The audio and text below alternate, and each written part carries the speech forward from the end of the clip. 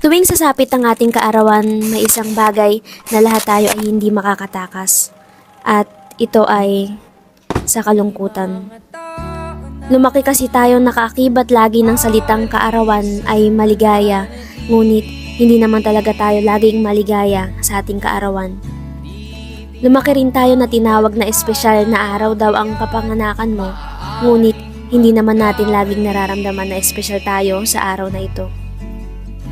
At aminin mo man o sa hindi, pero tuwing kaarawan natin, tayo ay mas naghahangad ng atensyon at pagmamahal galing sa iba. Dahil nga ni, isang araw lang sa isang taon itong mangyari, at inaasahan natin na ito ay hindi lang basta maging normal na araw, kundi ito'y maging espesyal.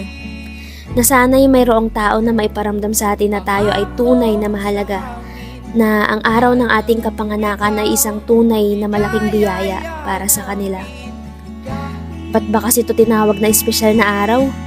Kapag hindi tuloy natin nararamdamang espesyal tayo ay nalulungkot tayo. At minsay paparating pa lang kaarawan mo ay nararamdaman mo na yung lungkot dahil alam mong ito'y magiging isang normal na araw na lang ulit kagaya ng mga nakaraang taon. At kapag tumatanda ka na rin, sarili mo na lang ang aasahan mo para gawin itong espesyal kahit papaano. Ngunit kaya rin siguro ito tinawag na espesyal na araw dahil ito ay hindi katulad ng normal mong araw. Dahil sa araw na ito, ang gratitude at sadness ay mag-i-exist ng sabay. Ikaw ay nagpapasalamat sa maraming bagay, masaya ka sa mga taong nakaalala sa'yo at sa mga taong tunay na nagmamahal sa'yo.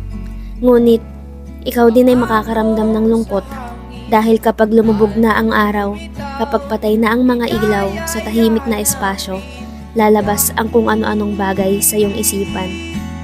At ito ang katotohanan tuwing araw ng ating kapanganakan, na hindi ito puro saya at normal lang malungkot, at hindi dahil nalulungkot ka sa iyong kaarawan ay ungrateful ka na, dahil ang gratitude at sadness ay maaaring mag-exist ng sabay, dahil hindi parating kasabay ng pasasalamat ang kasiyahan. Maaari rin itong maging kasabay ang katahimikan at lungkot paminsan-minsan. Kaya sa kaarawan mo ay hindi kita babatiin ng maligayang kaarawan, bagkus makabuluhang araw para sa iyo, kaibigan.